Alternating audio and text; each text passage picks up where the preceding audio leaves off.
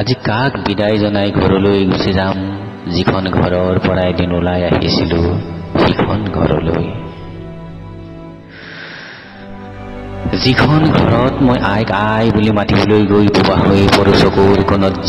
জিলিককৈ চকুৰ পানীৰ ভাজত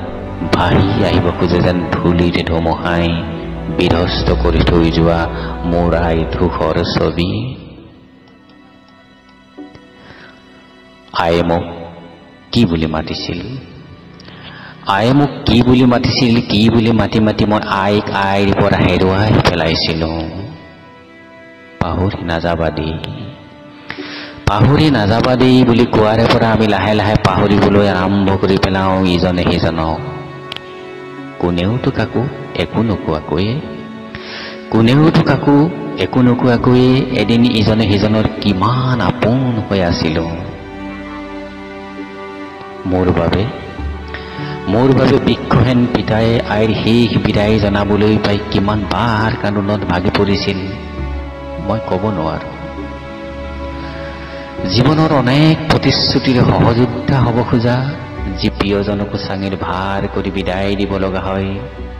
তেজ আৰু মঙহেৰে ভৰা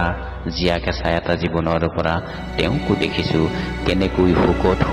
শুকাই ভাগি পৰে মোৰ ঘৰৰ পদূলিৰ আমডাল ডলাৰ পৰা মই পিতাইক শেষ বিদায়ৰ বাবে চকুৰ পানীৰে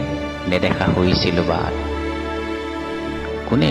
মোৰ মূৰৰ ওপৰত ফুৰাই দিছিল এখন হাত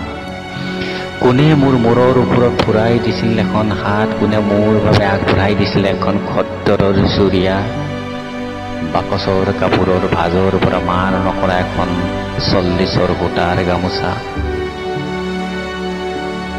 পূবৰ ফালে এটা কুঁৱা পানেৰে আগবঢ়াই দিছিল হাত পিতাইক শেষবাৰলৈ সেৱা কৰি বিদায় দিব লগা হৈছিল গাঁৱৰ বুঢ়া মেঠাই এজাউৰি আশীৰ্বাদেৰে কঁপাই তুলিছিল মোৰ বুকু আৰু গভীৰ কৰি তুলিছিল কান্দোন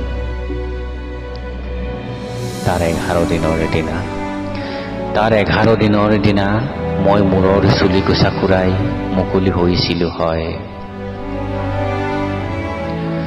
সাজ নভগা চেলেং গছকাই যেতিয়া বৌদিৱে গাঁৱৰ বুঢ়া মেঠা ভকতসকলক বিদায় সেৱা জনাবলৈ গৈ হাতে হাতে গোৱা পাণ এভাগ তুলি দিয়াৰ আগে হুৰে কান্দোনত ভাগি পৰিছিল তাৰ পাছতো ৰৈ গৈছিল বুকুত অকণ ভকতৰ পদধূলাৰ ছাপ পিতাই বিদায় আছিল সেয়া শেষ আনুষ্ঠানিকতা আকৌ দেখিছো বৰ যাত্ৰীৰ হাজেৰে ৰভাৰ তলত মাকে পুতেকৰ ডিঙিত ধৰি কন্দা ৰভাৰ ঘৰৰ সুখৰ দিনটোৰ পৰাই মাকে হেৰুৱাই পেলাব পুতেকৰ ওপৰত থকা সকলো সুখৰ দাবী এখন দুৱাৰ এটা বাট উলিয়াই দিয়া গাভৰুজনী আকৌ ঘৰলৈ